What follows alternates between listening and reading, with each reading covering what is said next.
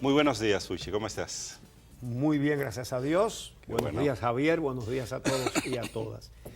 Ayer se produjo fuera del país un hecho trascendental que tiene que ver con los sobornos que pagó Odebrecht en diferentes países. Hablo de el arresto en los Estados Unidos del expresidente peruano Alejandro Toledo. Alejandro Toledo es un hombre que hizo su carrera como economista en los Estados Unidos, donde goza o gozaba, mejor dicho, de mucho prestigio. Y la justicia peruana le dictó una prisión preventiva de 1 año y medio porque encontró evidencias de que recibió directamente dinero de Odebrecht para asignarle muchísimas obras a esa empresa delincuente.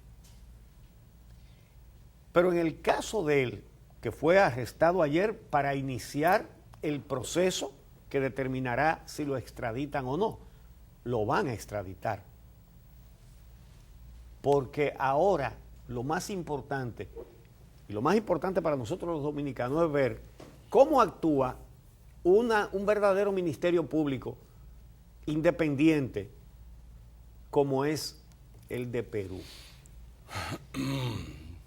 Fíjense cómo van las cosas. En Perú, por el caso de Odebrecht, han caído presos altísimos empresarios, muchos legisladores importantes, ministros, y han sido imputados 4 presidentes. Entonces uno está preso, otro está sub judice, está allá, ¿verdad? Que es el caso de Kuczynski. Que en el gobierno de Kuczynski se comenzó a investigar el caso de Odebrecht y él cayó preso también. Entonces Alan García se pegó un tiro y vamos a dar algunos datos que tienen que ver con Alan García, aunque lo más importante en este momento es Alejandro Toledo. Y Alejandro Toledo ha sido arrestado en los Estados Unidos para iniciar un proceso de extradición. Eso no quiere decir que lo van a mandar mañana temprano para Perú. Eso se toma su tiempo, pero... Se calcula que el proceso se lleva aproximadamente 1 año. ¿Por qué? Porque en los Estados Unidos estos procedimientos tienen plazos largos. Él va hoy a una corte que evaluará si procede la petición de extradición por parte de la justicia de Perú. Sí. Pero es que están todas las pruebas contra él. Uchi, añádele... Después tiene creo que 6 meses para apelar. Claro.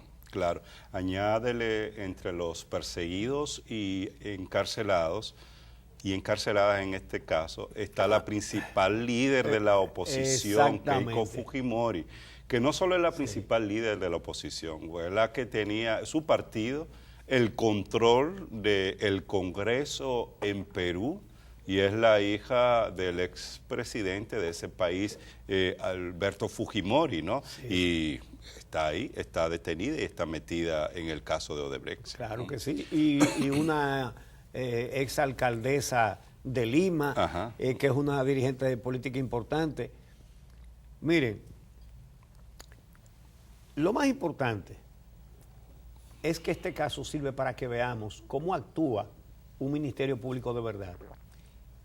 Y no vamos a decir lo que se ha hecho o se ha dejado de hacer aquí. Simplemente vamos a dar una cantidad de datos para que ustedes puedan comparar de las diligencias investigativas y procesales del Ministerio Público de Perú, que repito, es independiente. Ahí no hay miembros del comité central del partido de gobierno, ni nada que se le parezca, ni jueces tampoco, que sean políticos. Entonces, fíjense cómo actúa un ministerio público independiente. El Ministerio Público, encabezado por el fiscal José Vela, él no es el procurador, allá se llama fiscal general. él es el que encabeza un equipo de fiscales, un equipo especial de fiscales que se estructuró para investigar el caso de Odebrecht. Sí, Rafael, yo dije José. Rafael Vela, gracias Amelia. Rafael Vela. Entonces, este Ministerio Público hizo acuerdo con la justicia de Brasil. Ha interrogado hasta a Marcelo Odebrecht varias veces, porque hizo un acuerdo como el que hace un Ministerio Público que quiere investigar, quiere descubrir y quiere someter para que se pueda condenar. Ministerio Público que no está en eso, que lo que están es en encubrir para que no se le desmorone ni su partido ni su gobierno, hacen otra cosa muy diferente. Entonces, ¿qué pasa? Que después de hacer un acuerdo con la justicia de Brasil, entonces hizo un acuerdo con Odebrecht, pero basado en el acuerdo con la justicia de Brasil, con acceso a interrogatorios. Han interrogado a Marcelo Odebrecht y a muchos directivos de Odebrecht en Brasil. Ellos van a cada rato allá a hacer interrogatorios. Ahora mismo hay fiscales de ese cuerpo en Brasil. Entonces, interrogaron ¿a quién? A Jorge Barata. Ese señor era el jefe de la oficina de Odebrecht en Perú. Un brasileño, como el que había aquí. Entonces, a ese fueron y lo interrogaron allá también. Lo han estado interrogando durante toda esta semana. Hasta ayer y siguen interrogándolo hoy. No con un acuerdo gracioso con Odebrecht, no. El acuerdo que tuvo que hacer Odebrecht, tuvo que comprometerse a decirlo todo. Y cada vez están diciendo más. Por lo tanto, el caso está bien estructurado. No hay quien se escape de una condena ahí. Fíjense que Alan García se tuvo que dar un tiro. Que estaba implicado hasta aquí, hasta la frente. Sí. ¿Verdad? ¿Por qué? Porque el Ministerio Público de Perú estaba consiguiendo las pruebas y las tiene. Entonces, fíjense en esto. El Ministerio Público peruano obtuvo del que pagó los sobornos, porque eso es elemental. ¿A quién tú vas a agarrar? Al que lo pagó. Que tiene todas las informaciones, que sabe exacto, cómo operaba. ¿a quién tú le diste? Claro. Fíjense que aquí la Procuraduría no quiso poner como testigos a los brasileños. No quiso ponerlo. Allá cuando arrestaron a los miembros de las oficinas de Odebrecht, lo primero que hicieron fue un allanamiento para coger los documentos que tenían. Aquí le dieron más de un mes sin hacer ninguna diligencia. Aquí no fueron a las oficinas de Odebrecht en mes y pico. Allá fueron de una vez y allanaron. Entonces, el señor Jorge Barata confesó que le pagaron más de 30 millones de dólares al presidente Alejandro Toledo. Al presidente. Y dijo todos los detalles. Dónde se acordaron los sobornos, a través de quién se le pagaba. Entonces, la persona a la que Jorge Barata le hacía los depósitos en una empresa, que es el mismo mecanismo que usaron aquí, ¿verdad? Que iban a parar a un banco en Antigua, que lo compró la Odebrecht para todos esos chanchullos, y lo ponían en unas cuentas de unas empresas del señor Joseph Maiman. Ese es un peruano israelí, tiene las dos nacionalidades, que era la mano derecha y hombre de confianza del presidente Toledo. Con este caso, Joseph Maiman abrió gas y fue a parar a Israel, y en Israel está, porque el ciudadano peruano y es ciudadano israelí. Ahora, ¿qué hizo el fiscal? El fiscal Rafael Vela fue a Tel Aviv, se fue a Israel y logró un acuerdo con las autoridades de Israel para interrogar a Joseph Maiman en el local de la embajada peruana en Israel. Por lo tanto, lo interrogó legalmente en un territorio peruano, que no es otra cosa que una embajada. Así es. Entonces, Joseph Maiman hizo un acuerdo para decir la verdad, porque no le quedó más remedio. Si él quería estar tranquilo en Israel, tenía que hacer el acuerdo. Entonces, lo dijo todo también. Fíjense cómo se va apretando. Aquí debieron hacer un acuerdo con Ángel Rondón, que miren cómo está ya apelando y cosas. Y además se ve de lo más fresco y lo más tranquilo. No tiene presión. Es como que no siente esa no está cogiendo ningún obligación tipo de presión. de dar declaraciones, de informaciones. Entonces,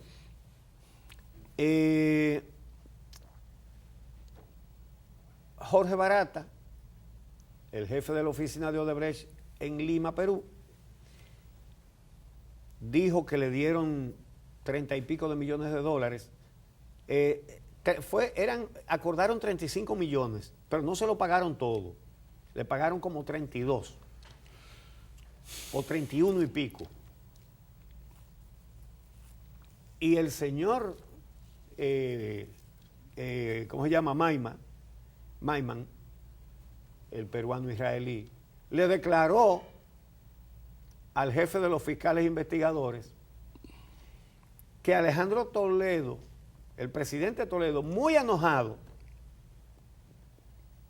le pidió cuenta de que le faltaban 3 millones y pico de dólares de los sobornos, y que además le dijo muy enojado al hombre de Odebrecht, a Jorge Barata, pague los cuartos, carajo.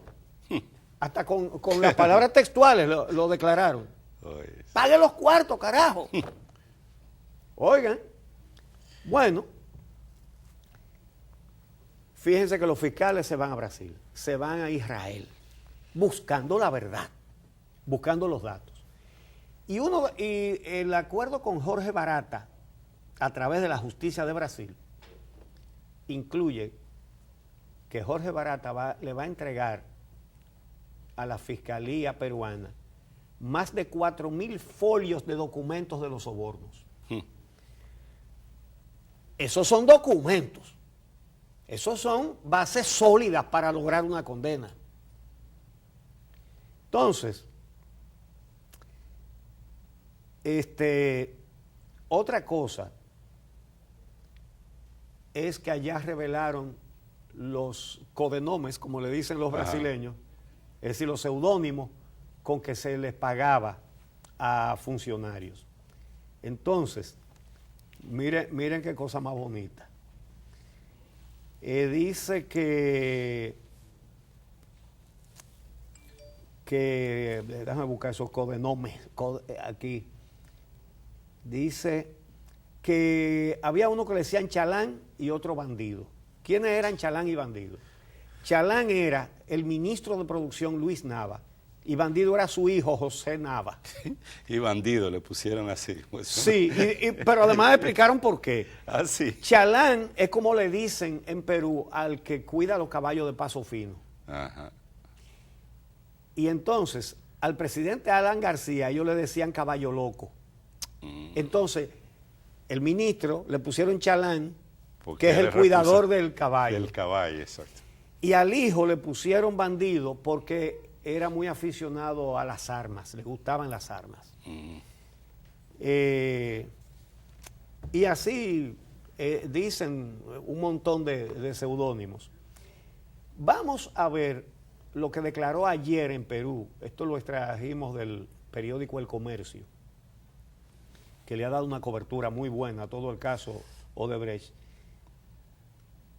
Vamos a ver lo que dice el fiscal Rafael Vela sobre los interrogatorios al jefe de la oficina Odebrecht en Perú Jorge Barata. Adelante.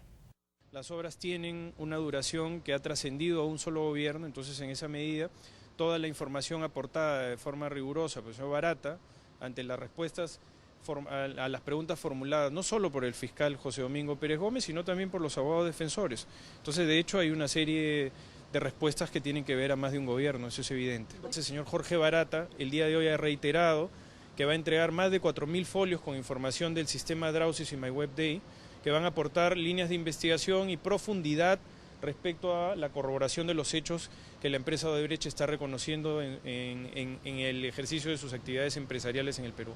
Mire, lo que sucede es que el señor Barata, en la declaración que ha formulado el día de hoy, la que formuló también el día anterior, el señor Barata ha claramente manifestado que las alteraciones de estas cifras corresponden a la información que se ha encontrado dentro del sistema Drowsys y MyWebDay. De tal manera que el señor Barata claramente ha dicho el día de hoy que sus primeras declaraciones estuvieron orientadas por lo que él era capaz de corroborar. Ahora que han hecho una pesquisa profunda dentro del sistema y han encontrado mucha mayor información, lo que han procedido a realizar es al reconocimiento de todas estas cifras, conforme corresponde a sus obligaciones dentro del convenio de colaboración eficaz. Por eso la diferencia de algunas cifras, pero son cifras que además se sinceran y se incrementan, y por supuesto eso corresponde a la buena fe que está mostrando la empresa y el señor Barata dentro de sus obligaciones como colaboradores eficaces. Bueno, ahí están las declaraciones de este fiscal que es responsable de las investigaciones y con qué propiedad habla, exacto, con qué conocimiento de lo que está investigando y seguridad de las cosas que se están haciendo desde el Ministerio Público. Llama poderosamente la atención como él cita el sistema Drowsy, que era el sistema que utilizaba la Odebrecht a través de su oficina de operaciones estructuradas, su área de soborno, para ocultar los pagos que hacía. Aquí no es sino hasta ahora con las investigaciones del consorcio periodístico que sale esa información del sistema. Pero investigaciones descalificadas por el procurador. Que no, esos son hojas de Excel. Sí. Oiga, qué interés de investigar. No, esos son hojas de Excel. Eso mismo que está diciendo, perdón, ese fiscal que nos hemos dado el gusto ahora de ver a un fiscal de verdad haciendo una investigación de verdad. Sí. ¿Verdad? Que este fiscal dice, el sistema de lo que investigaron el grupo de periodistas de investigación, de lo que dio a conocer aquí Alicia Ortega, ¿verdad? Ajá. Y dice, él tiene que entregar ahora más de 4.000 folios de esas hojas. Ajá. De esas hojas de Excel, ¿verdad? Esas hojas, claro. Entonces, un dato importante, muy importante. El agente de Odebrecht en Perú confesó que los sobornos que le pagaron al presidente Toledo para que le diera la obra de la carretera interoceánica se decidió en noviembre de 2004 en una suite en Copacabana, en Río de Janeiro. En esa reunión participaron el presidente Toledo, su mano derecha, Maiman, el que ahora lo delata, ¿verdad? Y en persona Marcelo Odebrecht. Es decir, los sobornos se acordaban en Brasil, con el presidente en Brasil. Ese es un dato muy importante. Eso es interesante. Entonces,